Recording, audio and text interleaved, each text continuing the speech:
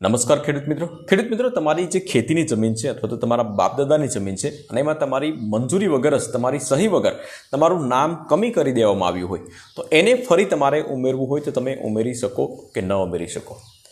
જી હા મિત્રો, એનો જવાબ છે બિલકુલ તમે ઉમેરી શકો છો.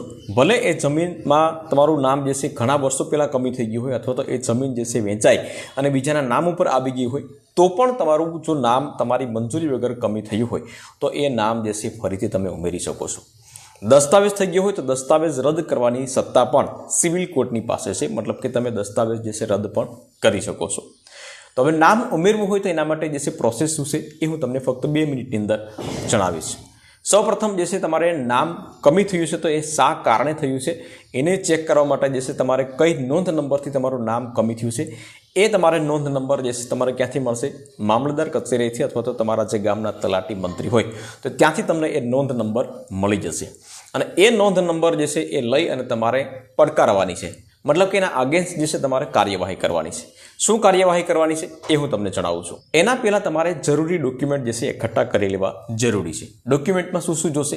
સૌપ્રથમ તમારા 7/12/8ની નકલ કે જેમાં તમારું નામ બોલતું હોય એ તમારે 7/12/8ની નકલ કઢાવવાની છે. ઉત્તરોત્તર જે 6 નંબરની હકપત્રક જે છે તમે કઢાવશો, બરાબર, તો એમાં તમારું નામ છે એ તમને મળી જશે. ત્યાર પછી વારસાઈ હોય તો વારસાઈ આંબો, જેને આપણે પેઢીનામું અથવા તો વારસાઈ આંબો જે છે એ કઢાવવો પણ જરૂરી છે. ક્યાંથી તમારે કઢાવવાનો રહેશે? કે જે તમારા ગામના તલાટી મંત્રી હોય તો ત્યાંથી તમારે કઢાવવાનો રહેશે. ત્યાં રજૂઆત કરવાની કે ભાઈ આ મારી મંજૂરી વગર અહીંયાથી નામ કમી થઈ ગયું છે, આ મારા વારસાગત જે છે જમીન છે, બાપદાદાની જમીન છે ને એમાં મારું નામ ઉમેરવાનું છે, તો એ પ્રમાણે જે છે તમારો વારસાઈ આંબો બનાવી આપશે.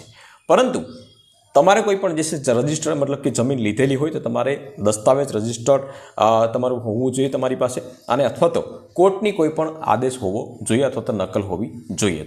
આટલા ડોક્યુમેન્ટ લઈ અને તમારે હવે આગળ પ્રોસેસ કરવાની છે. મિત્રો, પ્રોસેસ જે છે શું કરવાની છે? સૌપ્રથમ તમારે આટલા ડોક્યુમેન્ટ લઈ અને તમારે મામલતદાર પ્રાંત કોર્ટ અથવા તો મામલતદાર કોર્ટમાં તમારે જવાનું રહેશે. મામલતદાર કોર્ટની અંદર જો થઈ જતું હોય તો કોઈ વાંધો નહીં, બાકી પ્રાંત કોર્ટની અંદર તમારે જવાનું રહેશે. ત્યાં તમારા બંને પક્ષો જે છે એને સાંભળશે, ડોક્યુમેન્ટ જે છે ચેકઆઉટ કરશે કે ભાઈ ખરેખર આનું નામ જે છે એ ખોટી રીતે કમી થયું છે કે નહીં. તો જો એ સાબિત થઈ જશે કે ભાઈ હા ખોટી રીતે આનું નામ કમી થઈ ગયું છે તો એ પ્રાંત અધિકારીના આદેશથી જે છે તમારું નામ ચડી જશે. પરંતુ માની લો કે એ જમીન જે છે એ નામ કમી કરાવીને જો વેચી દીધી હોય, બીજાના નામ ઉપર એ ચડાવી દીધી હોય જમીન, તો પછી એ દસ્તાવેજ રદ કરવા માટેની સત્તા જે છે સિવિલ કોર્ટ પાસે છે. તો તમારે વકીલ મારફતે સિવિલ કોર્ટની અંદર તમારે જવાનું રહેશે અને સિવિલ કોર્ટ જે છે ત્યાં તમારા ડોક્યુમેન્ટ રજૂ કરવાના રહેશે. અને સિવિલ કોર્ટમાં પણ જો એ વસ્તુ સાબિત થઈ જશે કે ખરેખર આ સહી જે છે ખોટા સહી સિક્કા કરી નાની મંજૂરી વગર નામ કમી કરી દેવામાં આવ્યું છે, તો ત્યાર પછી સિવિલ કોર્ટનો આદેશ આવશે, બરાબર, અને તમારું એ દસ્તાવેજ જે છે રદ થશે અને ત્યાર પછી તમારું નામ જે છે એ ચડી જશે.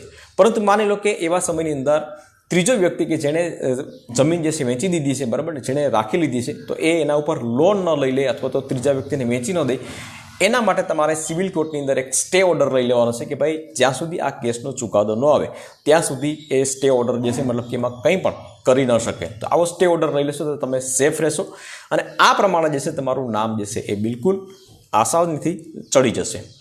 તો આવી જ માહિતી મેળવવા માટે મિત્રો ફેસબુકમાં વિડીયો જોતા હોય તો ભરતરામ નામનું જે ફેસબુક પેજ જે છે એને ફોલો જરૂરથી કરી લેજો અને યુટ્યુબમાં જોતા હોય તો કાયદાની વાતો જે છે એને સબસ્ક્રાઈબ જરૂરથી કરી લેજો.